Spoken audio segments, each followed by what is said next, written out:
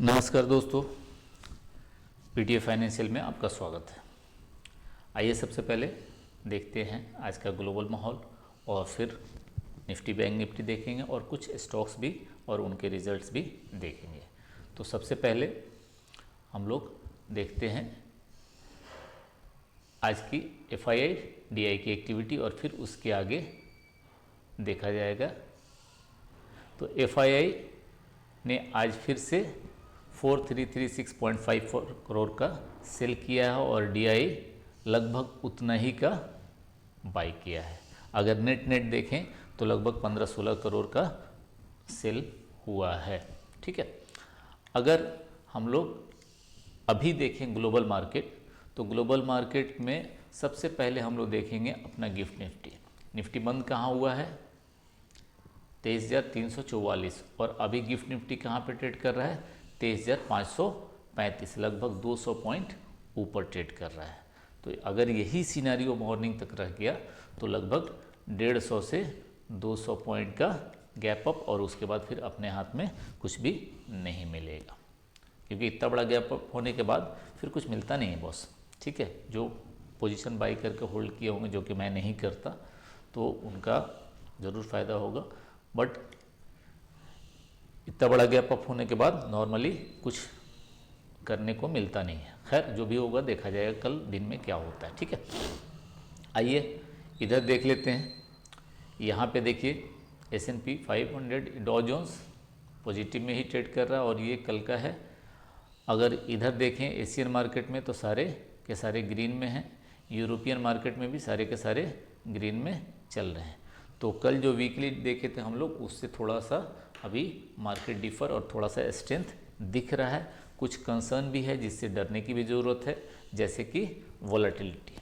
ठीक है, वोलेटिलिटी, अब मार्केट में क्या न्यूज आएगा उससे बच के रहना है। यानी कि इंडिया विक्स अभी चला गया है 16 से ऊपर और 15 से ऊपर अगर ये जाता है तो इसमें मार्केट में फियर बढ़ जाता है।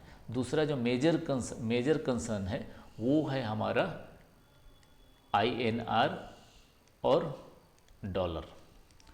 86.53 चला गया, ऑल टाइम हाई के पास में है। तो ये हमारा मेजर कंसर्न है। अब देखते हैं कि हाँ इसमें क्या हो सकता है। इस पे ज़रूर नज़र रखिएगा डॉलर पे।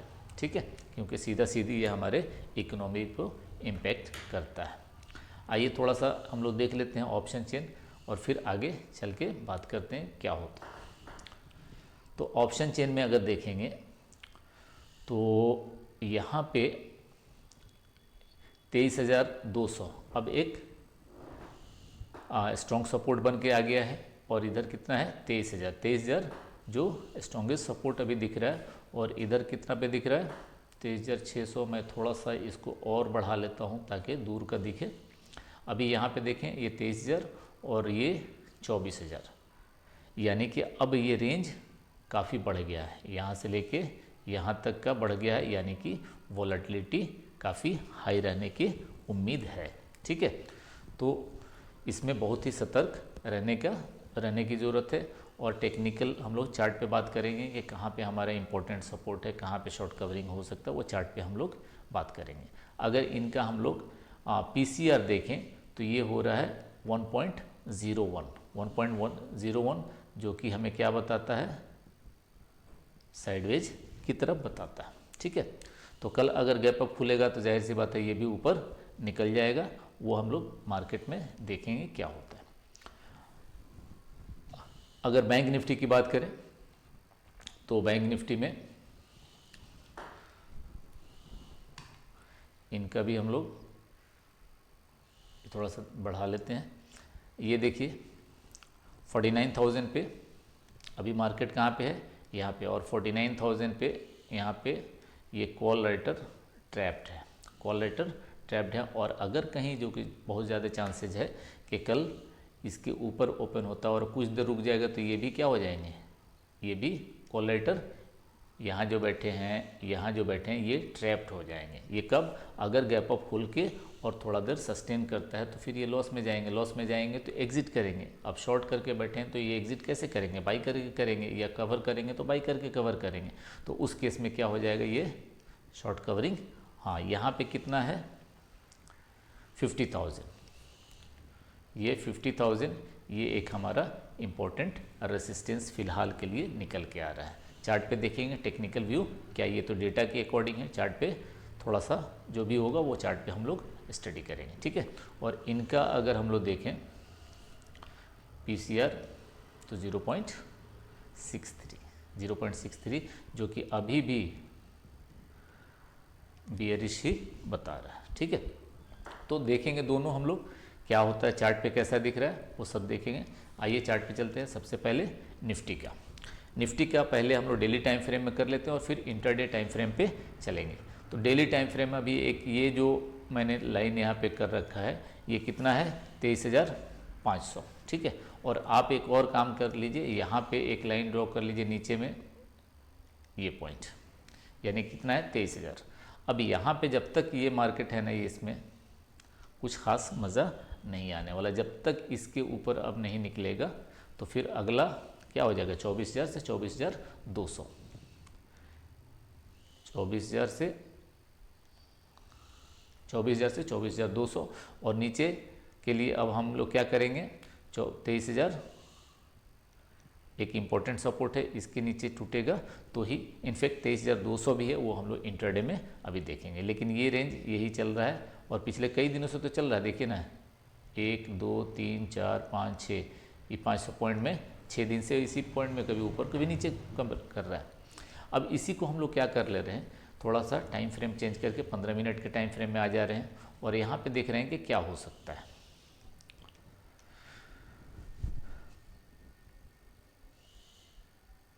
ये देखिए यहाँ पे एक ये है, यहाँ पे मैं ये कह रहा हूँ कि अगर इसके ऊपर, ठीक है, यहाँ पे कितना है 23,400, अगर इसके ऊपर गया तो ये 100 पॉइंट ऊपर में आपको मिलेंगे। लेकिन चांसेस कल ये हैं कि गैप अप आपके 500 के आसपास में कहीं खुले, 500 के आसपास में, क्योंकि अभी कितना चल रहा है 23,337 चल रहा है और 150 के आसपास की उम्मीद है। अभी तक का जो सिनेरियो है जो ग्लोबल मार्केट का, उसके अकॉर्डिंग रात, अभी बहुत रात बाकी है, कब क्या होगा वो नहीं जानते हैं, लेकिन अभी के डाटा के अकॉर्डिंग ये दिखा रहा है कि 150 के आसपास, 150 से 200 तो नहीं, 150 के आसपास गैप अप ओपन होने के चांसेज हैं। अगर नीचे में जाएंगे तो नीचे के लिए आप क्या कीजिएगा, क्योंकि ऑप्शन चेन में हम लोग देखें तो 200 यहाँ पे रख लीजिए, ये 200, अगर यहाँ से नीचे जाता है तो फिर नीचे में आपको इधर 100 पॉइंट नीचे में मिलेगा और इधर बहुत कुछ हम लोगों को कुछ भी नहीं मिलने के चांसेज हैं। जब 500 के ऊपर निकलेगा फिर देखा जाएगा और यह दर जब इसके नीचे जाएगा फिर देखा जाएगा, ठीक है। हाँ 500 के ऊपर जाएगा तो आप, ये है 23,750 से 23,800, ठीक है। 24 सीधा नहीं जाएंगे, 24 तो वो टेक्निकल वहाँ पे आ रहा है, पहले ये मिलेगा तब तो 24 जाएगा, फिर यहाँ से चलेगा तो फिर 24 से 24,200। लेकिन हम लोग कुछ ज़्यादा ही ऊपर देख ले रहे हैं, अभी मार्केट वैसा कुछ है नहीं, वॉलेटिलिटी हाई रहेगा। देखते हैं कि ये 500 तोड़ता है कि नहीं, पहले 500 तोड़ेगा तो फिर इस लेवल के लिए काम करेंगे, जब ये लेवल तोड़ेगा तो फिर हम इस लेवल के लिए काम करेंगे। नीचे के लिए अगर 200 तोड़ा तो ये लेवल के लिए काम करेंगे, अगर ये तोड़ दिया तो फिर मार्केट बहुत तेज़ी से गिरेगा, ठीक है। तो ये लेवल आप नोट करना चाहें तो कर सकते हैं, ठीक है। आगे आते हैं बैंक निफ्टी की।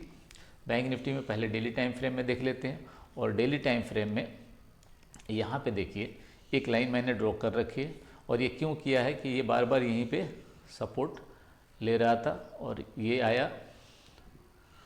अब ये एक यहाँ पे दो सिनेरियो है, अगर यहाँ पे ऐसा होता है, ये कुछ ऐसा बनता है और यहाँ पे रुकता है कुछ, तो फिर ये ऊपर की ओर कहाँ तक, कम से कम 51,000 तक जा सकता है, 51,000 तक जा सकता है। लेकिन एक और चीज़ ज़रा समझिए कि ये यहाँ से एक पैटर्न जो हम लोग हेड एंड शोल्डर की पैटर्न ये की थी, ये ब्रेक डाउन किया, ये भी तो हो सकता है कि ये रिटेस्ट करने जा रहा हो, ये भी तो हो सकता है ना कि 49,800 को रिटेस्ट करने जा रहा है। अब यहाँ से क्या प्राइस एक्शन बन रहा है, ये इधर से भी ऐसे भी जा सकता है और इधर से ऐसे भी आ सकता है। तो अगर ऊपर निकलेगा तो 51,000 और नीचे आया तो पहला एक रुकआउट होगा 49,000 और उसके नीचे तो फिर ये 48,000, यानी 49,000 और फिर ये बीच में एक 48,500 और फिर 48,000। ये कब, जब यहाँ से ये नीचे क्यों आएगा तब, ठीक है। एक ये लेवल हो गया, एक ये लेवल हो गया और एक यहाँ पे लेवल है, ये तीनों लेवल हर 5-5 पॉइंट पे। और यहाँ से निकलेगा तो एक शॉर्ट टर्म में आपको ये वाली लाइन दिख रही है, ये मूविंग एवरेज 200 है, कहाँ पे है 50,300, 50,350। तो ये पहला लेवल ये, और इससे आगे निकला तो दूसरा लेवल, ठीक है।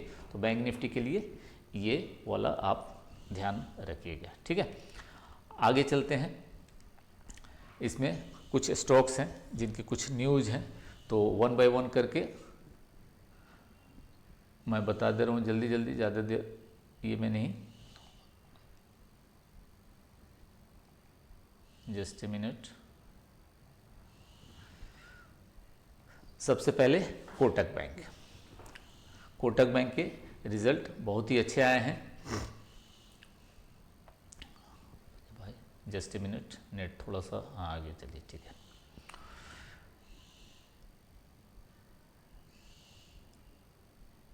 कोटक बैंक ने तो आज कमाल ही कर दिया था, और ये रहा Kotak bank.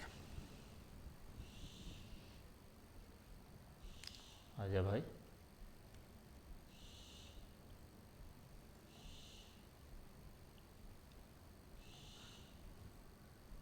Just a minute.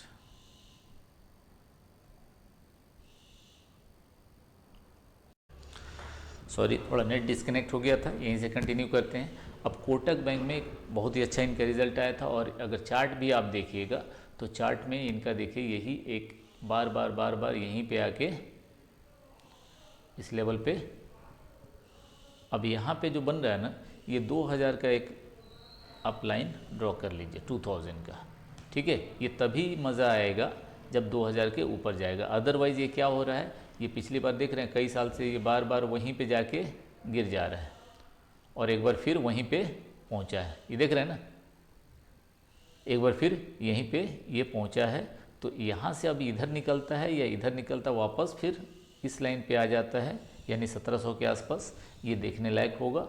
और ये 2021 से, यहाँ देखिएगा 2021 से ये क्या कर रहा है, यही चैनल में फंसा हुआ है। तो स्विंग के लिए बहुत सारे मौके दिए हैं, लेकिन या तो यहाँ पे आए तो एक अच्छी वैल्यू होगी, या फिर इसके ऊपर निकले तो एक अच्छा वैल्यू कह सकते हैं। उसके आगे ज़ोमैटो पे आइए। अब ज़ोमैटो का देखिए, ज़ोमैटो में बड़ा अच्छा ये चल रहा था, लेकिन अभी जो रिज़ल्ट इनका आया है तो ज़ोमैटो में इनका रिज़ल्ट लगभग हर फ्रंट पे डाउन आया है, और मुझे ऐसा लग रहा है कि 200 के आसपास ये आ सकता है, 200 के आसपास। हालांकि इनका जो बिज़नेस मॉडल है बहुत अच्छा हो गया, लेकिन अभी कंपटीशन काफ़ी बढ़ गया है, क्योंकि स्विगी भी आ गया, अमेज़न भी आ गया, ब्लिंकिट है, और ये है वो, बहुत सारे ये आ गए हैं।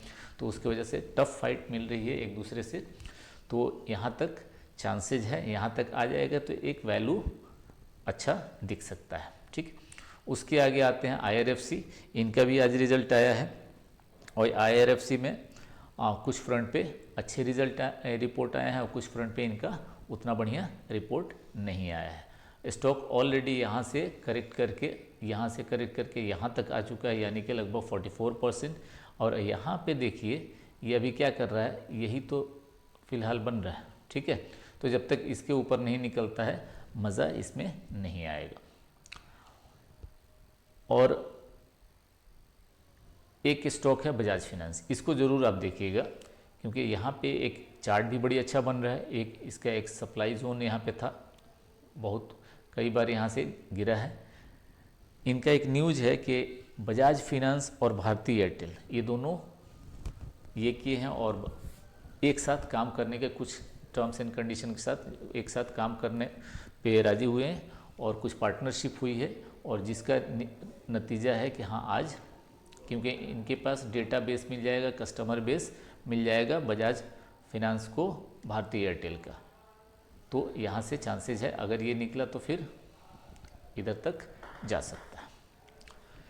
अच्छा, जो भी मैं बता रहा हूँ भाई जस्ट मेरा स्टडी है, मेरा ओन एनालिसिस है, मैं गलत भी हो सकता हूँ। तो अगर आपको बाई करना है या इन्वेस्ट करना है तो आप अपना ड्यू रिसर्च कर लेंगे और अपने फाइनेंशियल एडवाइज़र से ज़रूर सलाह ले लीजिएगा। एक और स्टॉक है कल्याण ज्वेलर। कल्याण ज्वेलर, इसमें एक न्यूज़ चल रहा था कि मोतीलाल ओसवाल जो कि एक ब्रोकरेज फॉर्म है इन्वेस्ट और FII, तो वो यहाँ पे कहीं सेल किए हैं और फिर यहाँ पे कुछ ऐसे बाई किए हैं, जबकि मोतीलाल ओसवाल का एक सर्कुलर आया कि नहीं, हम लोगों ने ऐसा कुछ नहीं किया है। तो कल क्या करना है, इसमें कुछ नहीं, बस ये मार्क कर लीजिए। अगर इससे निकलता है तो कम से कम यहाँ तक ये 200 मूविंग रेड वाला 200 मूविंग एवरेज है, यहाँ तक दिखाई दे सकता है, और कहीं इसके नीचे गया तो फिर और गिर सकता है। और एक और स्टॉक है जिसको आप नज़र रखिएगा, उसका नाम है डिक्सॉन टेक्नोलॉजी।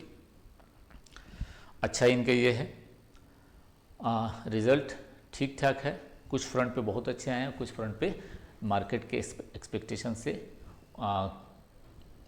मार्केट जो एक्सपेक्ट किया था उससे नीचे हैं। तो ओवरऑल ठीक ठाक है, लेकिन स्टॉक भी अच्छा खासा भाग चुका है। स्टॉक भी यहाँ से देखिए, ये 8,000 का चीज़ अभी कहाँ चला गया, 17,000 पे चला गया है, तो अच्छा खासा भाग भी चुका है। तो आप देखने लायक होगा कि हाँ भाई कल ये कैसा काम करता है। ये हम मार्क कर लेंगे, इसके ऊपर निकलेगा तो चांसेस है थोड़ा सा ऊपर जाएगा, नीचे निकलेगा तो ऐसे आएगा। तो ये हमारा कुछ स्टॉक था। और निफ्टी बैंक निफ्टी एनालिसिस अगर पसंद आया होगा तो वीडियो को ज़रूर लाइक एंड सब्सक्राइब ज़रूर कीजिएगा। Thank you, good night.